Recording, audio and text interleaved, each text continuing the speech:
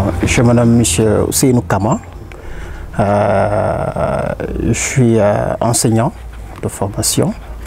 J'ai fait mes études à l'Université Cheikh Anta Diop de Dakar, au département d'histoire, où je suis jusqu'à présent, parce que je suis doctorant en égyptologie. Alors, je suis l'auteur également de la colonne moderne du désert. Ça fait 7 ans de cela que je vis en milieu soninké.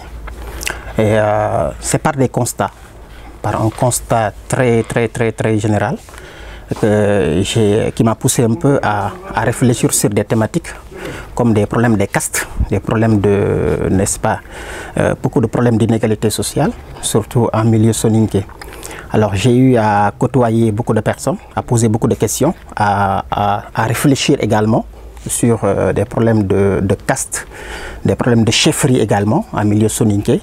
Et cela m'a beaucoup, en tant qu'historien de formation, cela m'a beaucoup quand même intéressé, parce que moi je m'intéresse beaucoup à des questions de société, de chefferie, ainsi de suite, parce que moi je travaille sur la royauté en Égypte pharaonique et en milieu sérère. Donc des questions de chefferie, des questions de caste et d'inégalité sociale m'intéressent beaucoup. C'est des questions qui m'intéressent beaucoup. C'est pourquoi je me suis dit que voilà, pourquoi pas, avant la soutenance de ma thèse de doctorat, que je puisse réfléchir sur des thématiques comme ça, sur des castes, ainsi de suite. Et j'ai posé beaucoup de questions, mon entourage, et c'est quelque chose également qui m'a toujours animé, parce que j'avais toujours en tête des personnages virtuels qui bougeaient un peu dans ma tête, qui avaient besoin de prendre un peu de sens dans ma vie, n'est-ce pas? Et qui avaient toujours besoin que je les représente, n'est-ce pas, à travers des écritures, à travers des textes, et qui ont besoin de prendre partie dans ma vie. Et c'est pourquoi je me suis dit que pourquoi pas ne pas essayer un peu un roman. Ça peut aller, peut-être. Alors, à travers également ces personnages-là, je me suis imprégné un peu de l'entourage, comme je l'ai dit tantôt, des personnages où je me suis inspiré des personnes que j'ai pu fréquenter, parmi même mes élèves, mes collègues, mais également la population, surtout la population locale, parce que je suis au lycée de Golmi, n'est-ce pas, au département de Bakel. C'est intéressant de préciser cela. Donc, c'est un milieu 100% soninké, hein? 100% soninké, à part quelques populations Peul qui sont là-bas, qui sont considérées comme en quelque sorte des étrangers. C'est un milieu 100% soninké. Quand vous prenez par exemple les villages de Kolmi, de Yafera, de Arundu, de Balouf, c'est des zones qui sont 100% soninké. Hein? Alors, donc, je me suis imprégné de leur vécu quotidien, de leur façon de vivre, de leur façon de gérer la société.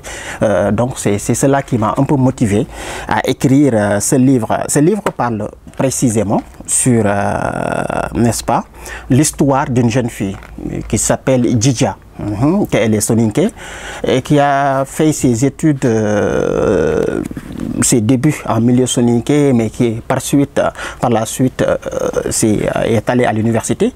Après ses diplômes, en fait, elle a rencontré un jeune sérère également, mais chrétien cette fois-ci. Alors, donc, vous voyez déjà la différence. Une soninké musulmane qui rencontre et qui finalement tombe amoureuse d'un sérère, n'est-ce pas, chrétien. Déjà, la problématique est là. Alors donc, je me suis dit que c'est un thème intéressant que je dois développer, et je l'ai développé, et on constate qu'il y a tellement de déceptions, il y a tellement de problèmes de société. Premièrement, ils ne sont pas de la même ethnie, c'est déjà une situation là-bas, une problématique là-bas, dans cette zone-là. Et ensuite, il y a également le problème de religion. L'autre est musulman, Francis est chrétien. Donc vous voyez déjà la situation. Alors donc, un mariage mixte en milieu soninké, je dirais un péché. je dirais un péché originel, hein, sincèrement. Alors donc c'est pourquoi je me suis dit que il faut développer cela, parce qu'en réalité il y a tellement de choses, que les gens vivent dans ce milieu-là, qui n'est pas du tout recommandé par la religion, parce qu'on dit que voilà, donc un griot ne doit pas épouser, je sais pas, un guerre. Bon, ça veut dire quoi? Un noble, ça veut dire quoi? Ça veut dire que bon, les gens continuent de perpétuer en réalité des choses que nos ancêtres ont laissées ici. Tout ce que nos ancêtres ont fait, je n'ai pas dit que c'est pas bon, mais quand même il y a des choses à apprendre, à continuer, à perpétuer, mais il y a des choses qu'on doit quand même un peu bannir en réalité. Parce que vous ne verrez jamais dans les textes sacrés, par exemple, que ce soit le Coran ou bien que ce soit dans la Bible ou dans la Torah, vous ne verrez jamais où on dit qu'un chrétien, voilà, donc un griot ne doit pas épouser, n'est-ce pas, un noble. Donc cela n'existe pas. C'est des choses, c'est des traditions qui sont là, qu'on doit, n'est-ce pas, revoir, n'est-ce pas, réaménager, réorganiser. Maintenant, concernant la signification du titre de l'ouvrage, qui est la colombe moderne du désert, la colombe c'est Djidja. C'est l'héroïne, n'est-ce pas, du livre. À part Djidja, bon, c'est elle qui vit pratiquement cette situation-là avec Francis. Alors donc, elle vit entre la modernité et la tradition. Pourquoi j'ai utilisé le mot moderne et désert?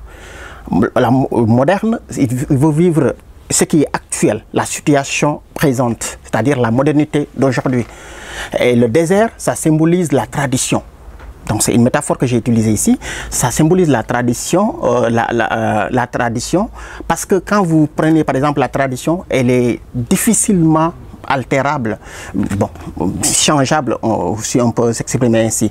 Donc, c'est difficile, c'est très difficile de changer la tradition. C'est pourquoi j'ai pris l'exemple du désert. Parce que quand vous allez dans le désert, vous trouvez toujours les mêmes arbres, vous trouvez toujours le même paysage, vous trouvez toujours la même situation.